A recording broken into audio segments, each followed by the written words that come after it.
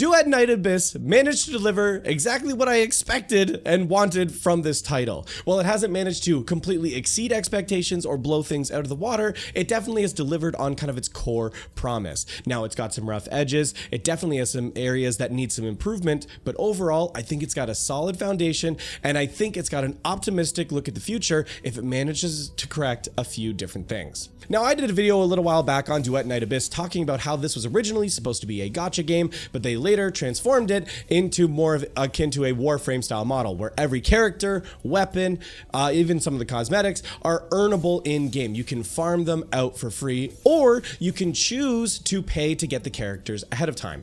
Warframe from Digital Extremes has the exact same model, and then also there are other cosmetics that are monetized in this that are monetized through a gacha system, but it's just cosmetics only, doesn't actually impact gameplay, which I think is the right call here. Now, I don't think Warframe, just as a side note, has any kind of gacha related to its cosmetics, but I've been out of Warframe for a few years now, so maybe they've incorporated something that I'm not aware of, but I can't see Digital Extremes pulling that, but I digress. Duet Night Abyss has a really solid opening 20 to 25 minutes into the game. It drops you kind of right into the action and it introduces you to some of the core systems of the game and actually drops you right into a narrative that ended up being way better than I was expecting. It does get a little bit yappy shortly after that as you get more into part one of the story, but overall, if you're a story enjoyer when it comes to your games, I don't think you're going to be that disappointed with this. This definitely far surpasses any other gacha story in the general market. Of course, there are some good gacha game stories like, you know, Nikke or Wuthering Waves, or even seemingly Honkai Star Rail's managed to turn some things around with Amphorius. Like, there are other gacha games that have reasonable stories, but by and large, gacha games are known for kind of having dog shit stories. Let's be real here. So, seeing a game that was supposed to be a gacha game, now being converted into not a gacha game, actually still being able to deliver on the story was something that I did not have on my 2025 bingo card for Duet Night Abyss. So that's something that I'm very impressed by. They've even gone ahead and made some narrative choices for some of the characters. I'm not going to spoil anything, but I'll say, let's say involving Psyche, the butterfly, you know, flying character. They made some choices around her in terms of the story that I was not expecting, and actually left me surprised while watching the story overall. I'm not going to say more than that because I don't want to spoil anything for anybody who has not had a chance to try the game yet, but if you haven't tried the game, I definitely would say it's worth your time in doing so.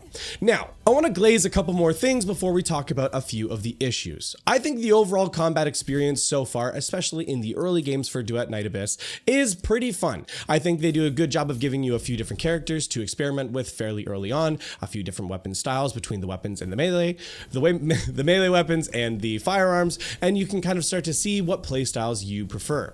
There's also a lot of incentive to building at least a couple different characters because of the team mechanics that have been incorporated into the game in terms of your backpack and bringing in two characters along with you if you choose to go solo into a mission. So they do a good job incentivizing you to build multiple characters, trying out multiple characters, and the combat overall is quite fluid if you're playing solo. I'll come back to that in just a second as to why I made that comment, but some of you probably already know.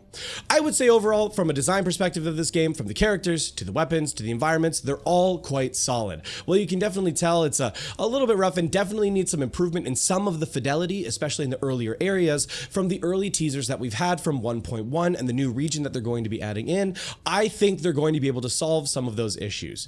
My suspicion, and based on some other commentary that I've heard, is that when Duet Night Abyss decided to make the pivot from going from a gacha game into just a full-blown, you know, almost pseudo MMORPG, ARPG with co-op mechanics that you can farm all the characters for, they decided to just kind of leave 1.0 where it was, and they've put more of their work and changes into the 1.1 region. At least that's what I'm expecting and suspecting, but we'll obviously see that when that release does come down the line.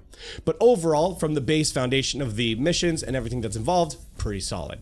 Now, in the early game, I will say missions are super easy. There's not a lot of challenge. There's not a lot of difficulty, especially even doing some of the covert farming where you get the additional characters. If you end up co-op matching with a Lin who's just in there farming as well, you get into an expulsion, they go and just pop their skill and you literally finish the stage within 30 seconds. It's kind of ridiculous if you're doing co-op in the early game farming because it takes zero time at all, which is nice when you're trying to unlock characters, but if you're wanting to actually play and experience the game, maybe just try and go in solo so you can actually try it out for yourself. Overall, I'm very interested to see where the game goes. But let's talk about a couple of the rough edges. Now, of course, on launch, something that was no mystery to anybody else is there was a ton of networking issues. When the game first launched, people basically could not even play co-op. They couldn't engage with anything. There was a video of MTash that he released talking about a few games and the game literally being unplayable. And while he was talking about it in the menu, the wheel was still spinning. Now, this was a little bit more than a week ago as of the time of recording, but it definitely had its issues. There were people who basically could not play co-op or anything at all during launch. Now, they've fixed a lot of those issues. However, the game is still quite poorly optimized. And I've tried to play it on my phone. I know people are gonna be like, on your phone? Yes, because I wanted to experience it. And it is still laggy as all heck on my phone. I've got a pretty decent phone. I've got like an iPhone 15 Pro Max. Like I've got a phone that should be able to run a game like this if you're designing it for a mobile device. And it was still laggy as heck when I was trying it out. Even on my PC, which is a decent mid-grade PC, and not having it on maxed settings, I'm still experiencing some stuttering and some other issues that are going on. So the optimization definitely does still need some work, but I think that's something that they can deliver on. I think from a cosmetic perspective and kind of like a variety perspective, the game manages to hit all those things. However, they still need more. The game's primary monetization is coming through cosmetics, and they do have a fairly small amount of cosmetics currently available in the game that you can purchase, which is definitely going to hurt their bottom line. And if you're someone like me who wants to see them actually have a promising future and be able to continue to expand on this, then they're going to need to be incorporating more of that, which is something that the dev team has already addressed, and so definitely is a big positive, and it's moving in the right direction. Now, I know some people, when they've heard me say that the game's got a decent foundation in terms of the combat and the missions that are available, some of the boss fights that are happening, including the roguelike game mode as well that they've incorporated into it too. They're going to say, Connor, that actually it's quite limited. It's bare bones. There's not a ton of variety in the game. Like, just look at Warframe. I don't think actually comparing Warframe 1-to-1 of its current state versus Duet Night Abyss now is a very good idea. The reason being is Warframe has been out for what, 10 years now? It's been out for like a decade at this point. They've had a decade of continuous improvement and expansion of stories, game modes, the ships, like everything that they've added into that game. It's not fair to compare games 1.0 to their 1.0. When Warframe originally launched in its 1.0, like it didn't even like have a story. There was almost like next to nothing that came along with it. It's very much been developed alongside its community over the past 10 years. And I do think Duet Night Abyss has a similar opportunity to be able to do something like that. This is 1.0.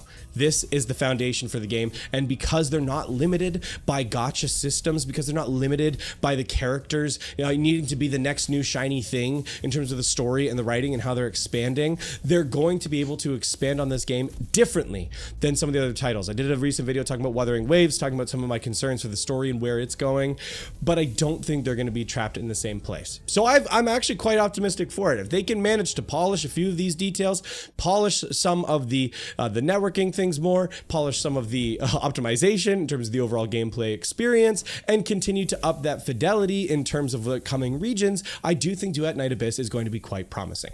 Now, this kind of reaches the end of my overall first almost impressions of the game. I don't think I mentioned this earlier, but I'm currently about trial rank 40, so I'm still quite early in the farming, and I can definitely tell from where I'm sitting in the farming stages now, this game is going to be a marathon and not a sprint. The amount of farming that's going to go into building your characters across your characters, getting their like duplicates, I'm blanking out what they're called at this point, introns, and then also the weapons, and upgrading the weapons between the guns and the melee weapons, and then your pets, and then the demon wedges. There's definitely going to be an unbelievable amount of farming that is required for this game. So if you're coming into this game expecting, a sprint, you can just farm up a character real quick, you got him, you can play it, get into the end game. Not gonna happen. Not gonna happen. There's a lot to go, and I think that's okay. I think it's okay for games to allow for some level of grind and that experience. I think it's gonna be fine overall. I can't comment a ton on kind of the end game experience as of right now. I've heard that once you get to the farming, I think it's past like a 55. I think it just turns into absolute dog shit in terms of like the level farming after that. It gets extremely difficult. I haven't reached that point yet, so I can't quite comment on that portion of it. But overall, like I've said at the beginning of this video, from the foundational experience that I was looking for from Duet Night Abyss, I think it's there. I think you got a story that's solid, gameplay that's got a good foundation, and with a few more refinements, with a little more polishing and expansions to the game and some of the modes that will hopefully come in the future, I think Duet Night Abyss actually has a fairly promising future. Just don't make the mistake of comparing the Warframe of today to the Duet Night Abyss of now. Try and make a more like, you know, reasonable comparison there. I don't know if I can say that Duet Night Abyss will quite reach Warframe's level in terms of how long it's been around and its experience overall, but I will say I'm optimistic. I'm optimistic right now. I reserve the right to change my mind. I probably will at some point. Who knows? But that's what I think about it. Let me know what you guys think about Duet Night Abyss in the comments down below. Have you been having a reasonable experience with it? Have you been enjoying it? Or did you kind of drop it once you were having all the networking issues and the connection issues? Like, I can totally understand that. You know, games only really get one first impression for a lot of people. And if they kind of soured that first impression, then hey, guess what? They're cooked. And you know what? I understand. I'm going to stick with it for at least a little while longer and continue to play it and enjoy it because I got a lot of farming to do. Just got Lady Neeful, like I said. I'm going to be playing her a ton and building her, and I'm going to be enjoying it. So, like I said, let me know what you think in the comments down below. Thank you so much for watching. We'll see you next time.